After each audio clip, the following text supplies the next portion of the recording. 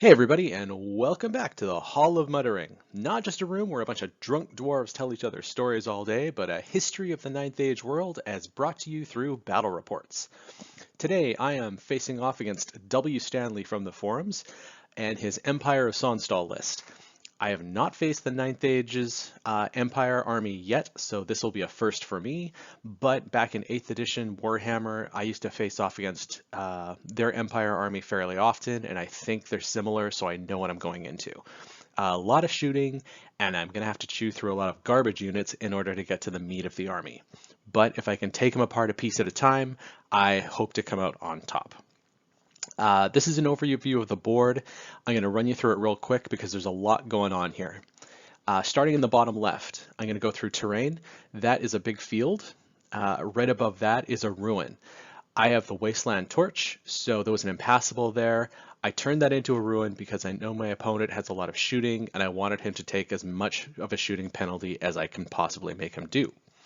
Above that, there's a wall, and moving clockwise around the board, the big blue blotch with the wall on it that my opponent has very carefully balanced his unit on.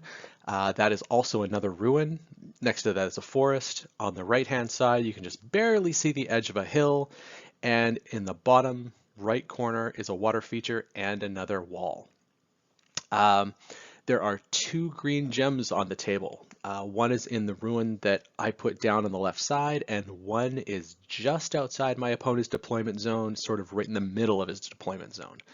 I'm using a Hellmaw. I don't have a lot of experience with this. I'm still kind of practicing with the warriors, but I have two ominous gateways. I put one in the ruin so that either the fallen or the chosen or the warriors can go through it.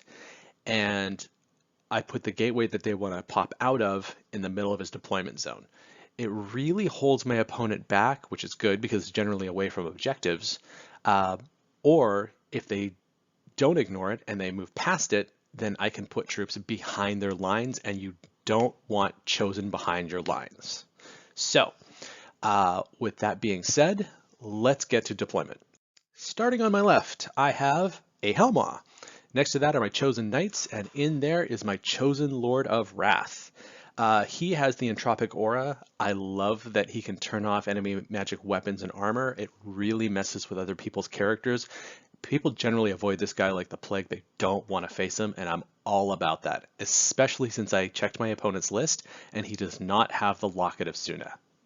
This should be good. Behind him is my Exalted Herald. For him, I take Emissary of Chaos and Unholy Avatar. I know a lot of people really want this guy to be a very mobile spellcaster, but there's cheaper ways to do it. I want him tough and fighty, so he actually has a halberd. He's strength 6, and he has D6 Stomps and Stubborn, so he's great to throw into combat. I'll throw him into combat all day long. There's the middle of my army. You'll see starting on the left, a unit of 5 Fallen standing guard for my 10 Chosen of Wrath with great weapons. If the Fallen can soak up some crossbow bolts and bullets, good for them. In the field is my block of 25 warriors. They have spiked shields, full command, and the Zealots banner. And on their right is another unit of 5 Fallen. And on the far right side of the table, I have my Warhounds. They will undoubtedly try and get into as much trouble as they can, block some charges, or just generally make a nuisance of themselves. And if my opponent wants to dedicate resources to actually getting rid of them, so much the better. On my opponent's end of the table, starting on the left-hand side from where I'm standing, he has a rocket battery. Next to them are 10 Electoral Knights with an Inquisitor.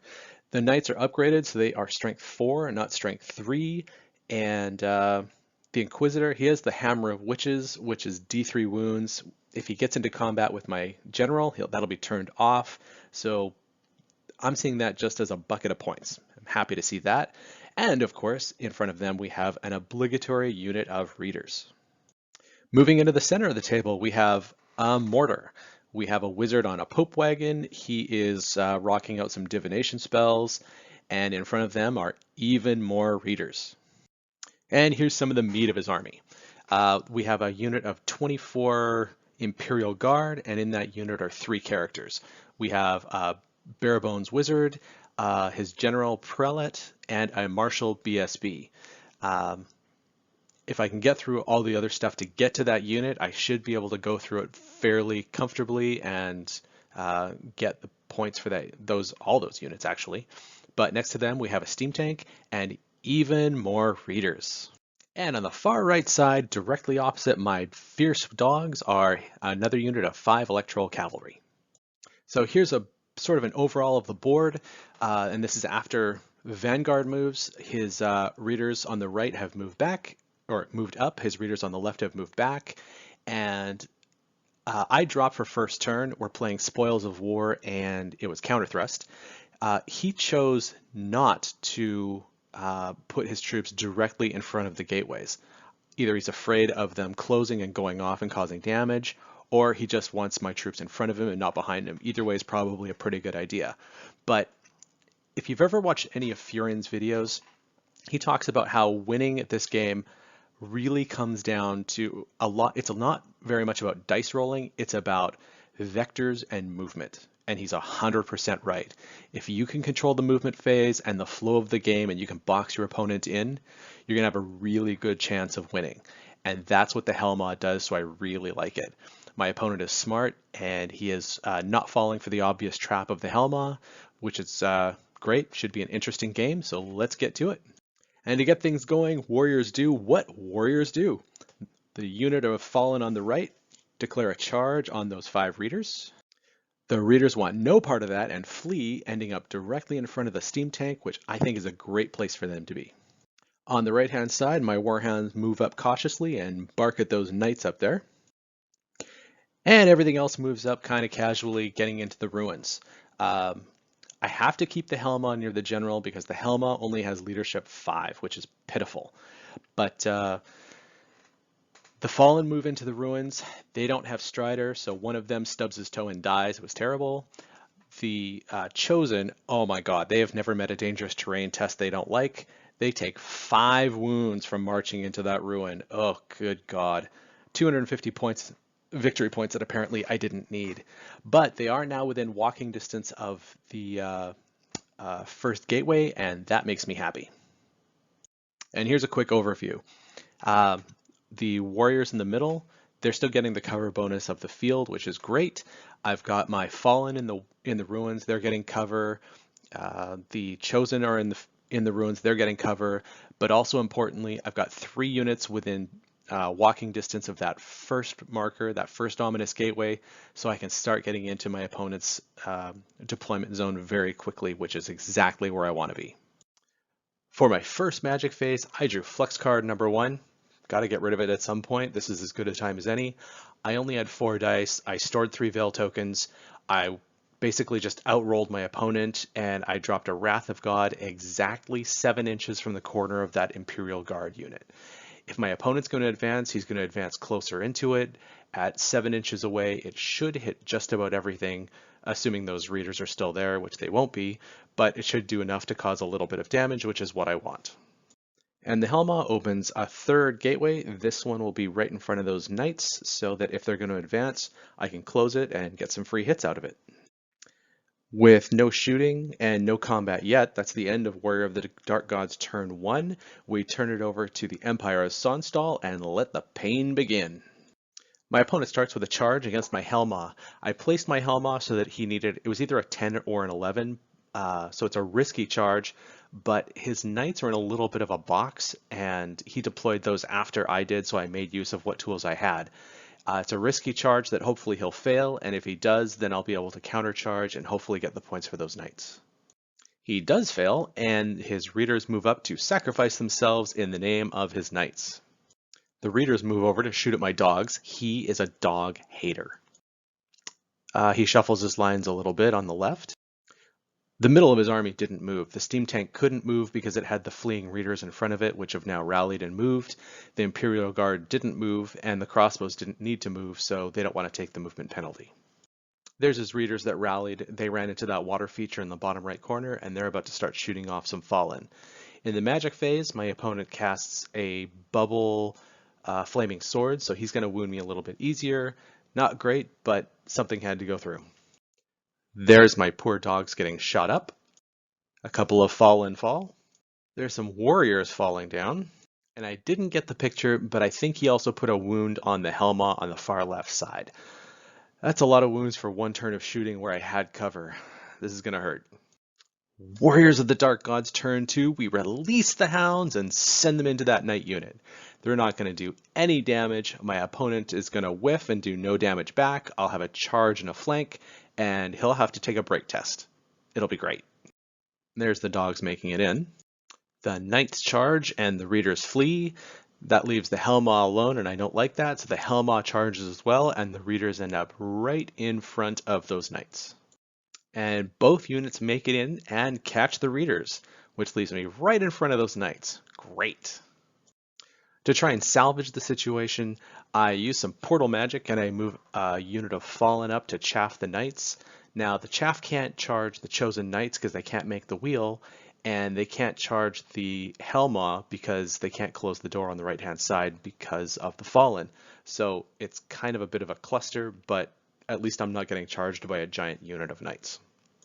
There is absolutely no use for foot troops to try and chase around light cavalry, so the Fallen and the Warriors just move straight up to try and get into my opponent's lines. There's my Exalted Herald. He feels very safe in those ruins. He's close enough to those Knights that he can cast the spells that he wants.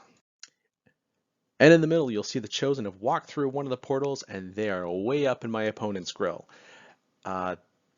Chosen of Wrath with great weapons, standing in front of Resilience 3 squishy troops makes them pretty excited. The steam tank can't get to them, they feel pretty good. You'll also notice that on the right hand side, that comet icon is missing. It actually, I forgot to mention, it came down in my opponent's magic phase. I rolled a grand total of 4 for the distance, and it touched absolutely nothing. The magic phase isn't a complete bust, as we're able to push through the Rot Within on that Inquisitor and his Knight bodyguard. We sacrifice Bob the Wasteland Warrior, so the Exalted Herald now has offensive skill 10 and defensive skill 9. The Exalted Herald now full of awesome. And I seem to be missing a picture, but the dogs that I put into the flank of those Knights on the right hand side, yeah, they whiffed. He hit twice and wounded twice, so the dogs died, and he got a free reform out of it. Lame, but hey, the effort was there. At the beginning of my opponent's turn 2, the Imperial Guard turned to face the incoming Chosen of Wrath, and they're not looking too happy about that.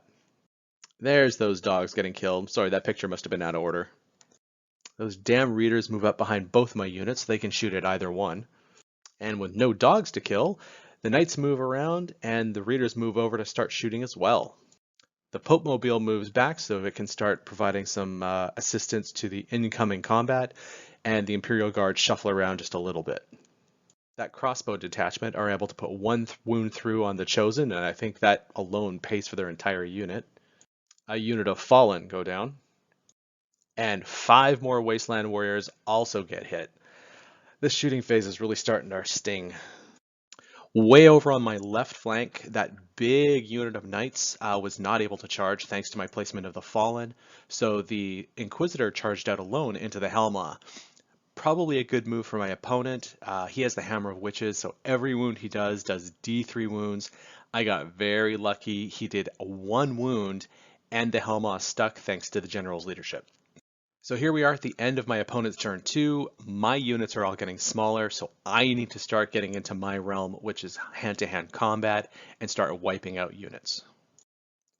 And in turn 3, that's exactly what we do. My Chosen of Wrath charge into that Imperial Guard bunker. My brave unit of Wasteland Warriors charge into that crossbow detachment. It's a little bit of a long charge, but I need to get into combat if nothing else so I don't get shot by Readers. And of course, 2 Wasteland Warriors fall thanks to a stand and shoot reaction. The Fallen charge that big unit of Knights. My Lord charges out of the unit to get rid of that mortar, and my unit of Chosen Knights have bigger fish to fry, so they reform to start facing the incoming steam tank. Here's where we are after the charges.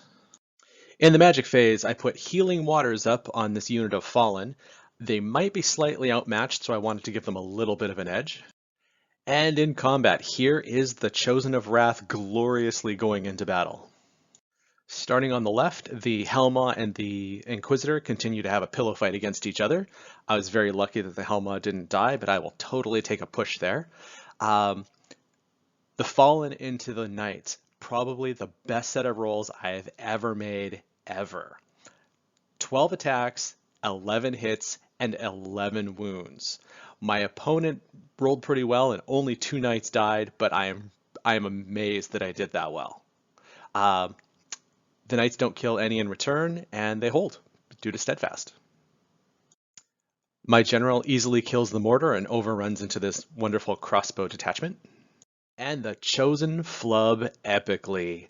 My opponent has parry plus distracting, so my chosen were actually hitting on 5s. I totally forgot that he had distracting up. So I punked his wizard, no problem. I got 1 rank and file, and then he just went to town on the unit. The unit was devastated, and so was my pride.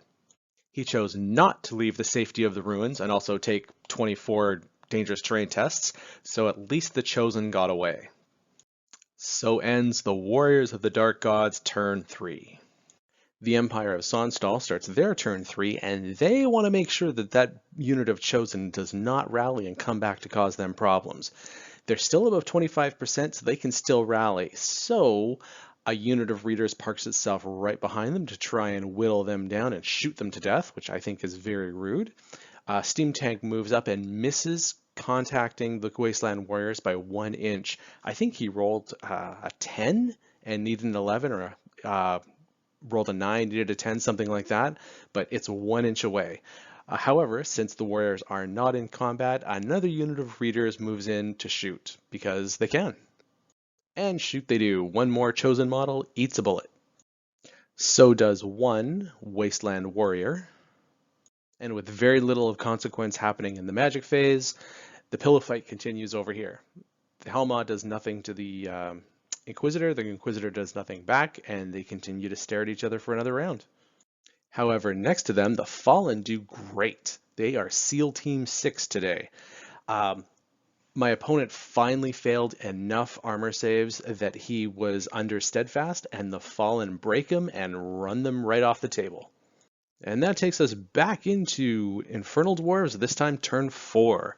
The Exalted Herald decides that he needs to get into combat, so he charges those readers. Readers decide discretion is the better part of valor, and they run. Fresh after slaughtering some knights, that small unit of Fallen turns around. They're either going to go after that mortar, or they're going to go help out that poor Hellmaw, but one way or another, they're going to make themselves useful. And in the middle, I form a battle line. I've got the Chosen Knights on the left, the Wasteland Warriors in the middle, and the Exalted Herald on the right, ready to take on that Steam Tank and anything else that comes through. The Chosen are now down to 2 models, and they have not rallied. They are below 25%, so they are rallying on Leadership 5, which is tough. Here's a picture of my brave Chaos Lord, getting ready to use his vast skills to slice through those crossbowmen. And a quick overview of the board at the end of the movement phase. My Chosen Lord at the top, the Hellmaw on the left, and my nice battle line in the middle. Here's that incredibly brave Inquisitor still taking on the Hellmaw. I love that model. In the magic phase, Hellfire removes 3 readers, which that's always a good thing, but unfortunately, my Comet does not come down. So we move to the combat phase, and the Chosen Lord is slicing his way through those crossbowmen. Go team. And here's the end of Warriors of the Dark Gods, turn 4. Ready for action, that Steam Tank rams itself into my Chosen Knights. I'm not terribly excited about that. I'm not sure how the Chosen Knights are going to do. They just don't have the AP to really do a great job on that armor. So that's going to be a grind. And in the middle, the readers continue to be pesky.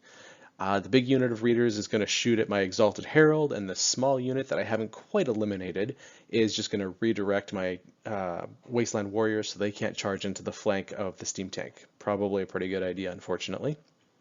Here we have the big unit of Imperial Guard. They shuffle and pivot a little bit. They're getting ready to face that Chosen Lord who's chewing through those crossbowmen.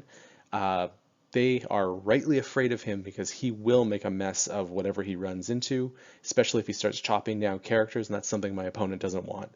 The Pope-mobile moves behind to make sure they keep their distracting, and I'm great with that because that Comet is still sitting there and it's going to hit 3 juicy targets. Not wanting to get creamed by that Comet, Ulor's Blessing goes down on the Imperial Guard, and that's just fine. And in the shooting phase, my opponent plinks off yet another chosen and a handful of warriors. This is now officially moved from inconvenient to downright painful. But in combat, the Hellmaw surprises the heck out of me and finally kills the Inquisitor.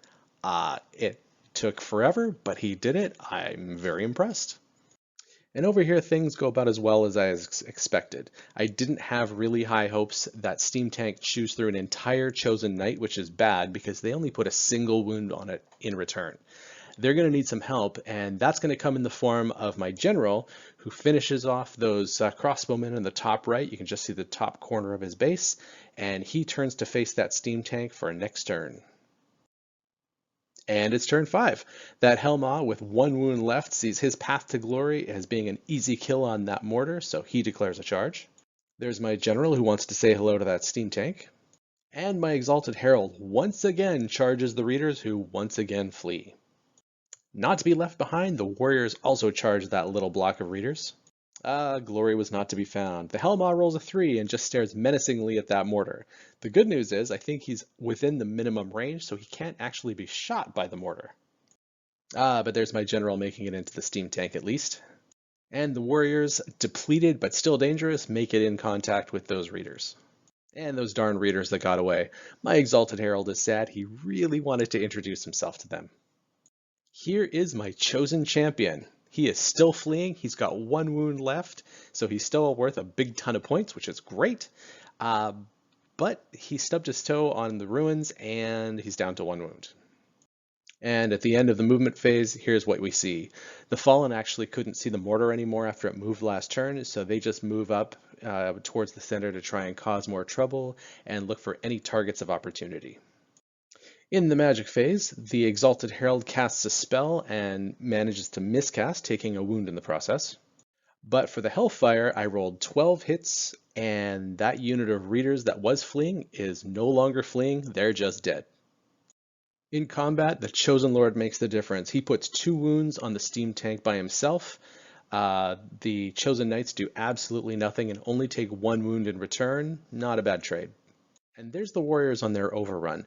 My goal was to hopefully get a big enough overrun that next turn, in turn 6, they can make a long distance Hail Mary charge into those knights guarding that objective on the far right side. If so, that would secure me the objective and not just draw it as it is now, because he controls an objective and so do I through the chosen knights. They didn't make a great overrun, so it's going to be a long charge next turn. And there it is as we say goodbye to Warriors of the Dark Gods turn 5 and open it up to the Empire. My opponent saw my clever plan with my warriors to try and get into that objective that he's guarding with these knights, so he moves as far away as possible. He is 4.9 inches away from the objective, so he's still got it, but he's made it as hard as possible for me to make a charge into that unit. And to add insult to injury, he moves up the crossbowman to act as a roadblock so the warriors couldn't get there even if they wanted to.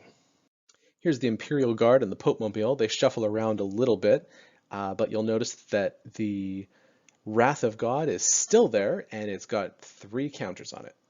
In the magic phase, my opponent puts more buffs on his Imperial Guard unit because that's got a lot of characters in it. It's worth points. I'm not planning on getting into combat with that, so I let that go through and then we move straight into combat. And here my Chosen Lord absolutely smashes all by himself that Steam Tank. He just had the exact perfect setup to wipe that out with high strength, and it is gone, which is great. That frees up my Chosen Knights to move back onto that objective next turn. Here's where things get a little screwy, but bear with me. This is an older picture. Let's pretend that Steam Tank is not there in the top left corner. My warriors need to get those crossbowmen out of their way so they can make a long distance charge into those knights in front of them, because that is a 6-point swing because of the objective. So that's the goal. So to that end, my general charges the crossbowmen to try and get them to flee. Unfortunately, they do not. So with nothing else to do, my warriors charge the crossbowmen and then they flee. Center to center, that means that the crossbowmen flee straight towards that comet, or towards that Wrath of God, sorry, closer to the Imperial Guard. Which ironically puts my general who catches them right next to that impending Wrath of God. That's not good, and he's got 1 wound left, by the way. But that does leave the Warriors a chance to get to those Knights. Again, they needed a 12. I roll the dice, and I did not get to 12. So they move up a little bit. The Exalted Herald also moves up. He's going to hopefully blast off those Knights with some magic and maybe still secure that objective.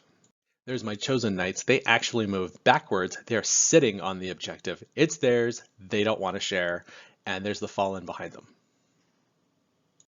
But the Hellmaw, he actually makes it into that mortar this time. So there we have it after the movement phase.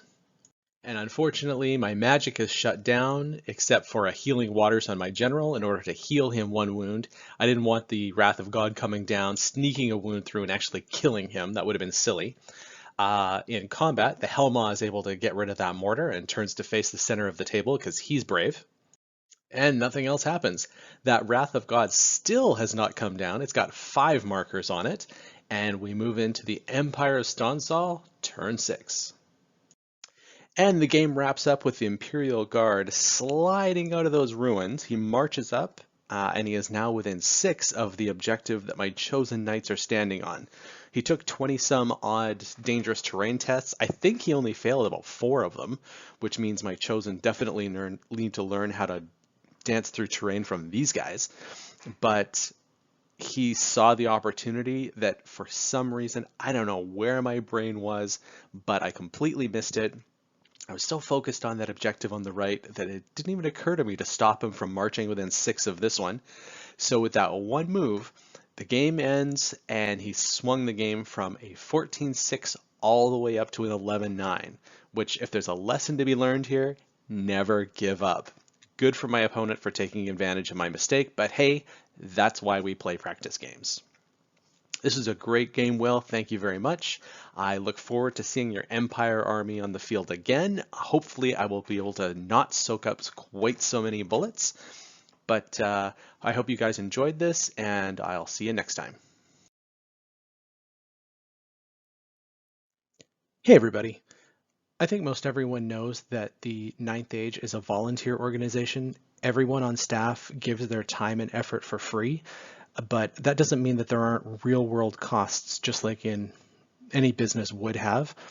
Server rental space, software licenses and upgrades, bandwidth, and so on. Back when I was a Warhammer player, I would spend $50 every time a new army book came out, and that was about 3 times a year. So if you're like me and you love this game as much as I do, I'm reminding people to consider donating. If you have $50, heck, if you've got $20, please donate. If you have $1,000, you should definitely donate. The Ninth Age will keep giving rules out for free. They'll keep updating tools like Army Builder for free, and they'll keep building the game we love for free. But there's more we would like to do. So if you think this game is worth the cash in your wallet, please do.